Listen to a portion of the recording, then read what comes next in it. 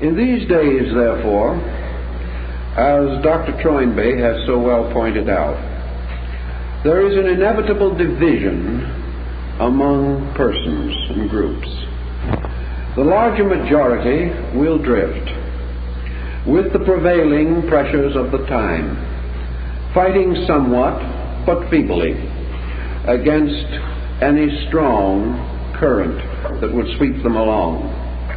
At the same time, there is a minority that, recognizing the essential danger of the time, a danger which success and prosperity and world power cannot conceal from us, recognizing this danger, there are some who are seeking to restore an adequate concept of life. And here, in this case also, we are very close to the Neoplatonists, working with the problem that they faced. They realized certain basic weaknesses in the spiritual leadership of religion. We have also recognized these weaknesses. We have fought for a long time against what might be termed religious literalism.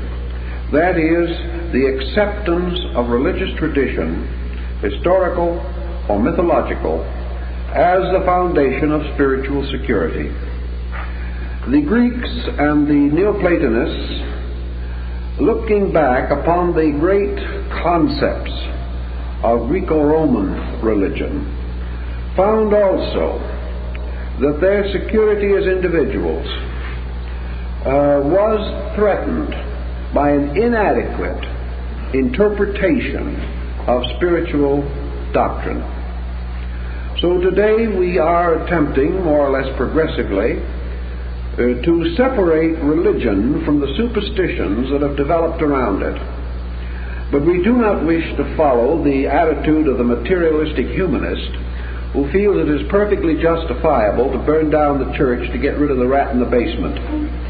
We do not wish to destroy religion in order to save it. We do not wish to take an extreme attitude of casting away all because part is no longer useful. We know that to do this we offend many. That if we turn against religion, we turn against a strong and necessary force operating in the lives of millions of persons. We also realize, whether we like to admit it or not, that we have no ethical substitute, nothing to take the place of religion if we attempt to overthrow its influence. The Neoplatonists felt the same. They realized that their problem was not to destroy religion. Their problem was to rescue religion from the irreligious factors that had crept into its own structure.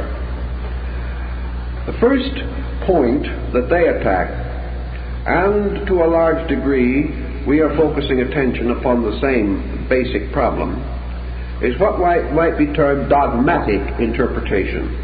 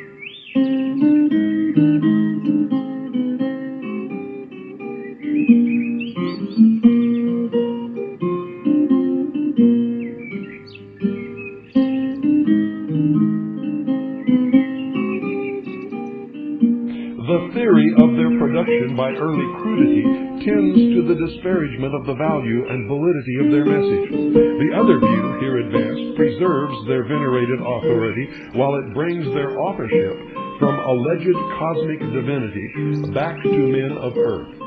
It saves us from the fatuous claim that God took time out to dictate a volume of absolute verity for the inhabitants of a minor planet amongst millions of trillions of such worlds. While as assumed history they are either nonsensical or inconsequential, but centuries of erroneous indoctrination have so warped and victimized the modern mind that the effort to restore the Scriptures to their primal mythical status will be met with the objection that the transaction will wipe the Bible and other sacred literature out of the realm of value altogether. You see, Blavatsky is one of the propagandists, one of the deceivers, one of the manipulators. She didn't even come close. But you have to understand what Blavatsky wrote in order to understand secular humanism. Good night, and God bless each and every single one of you.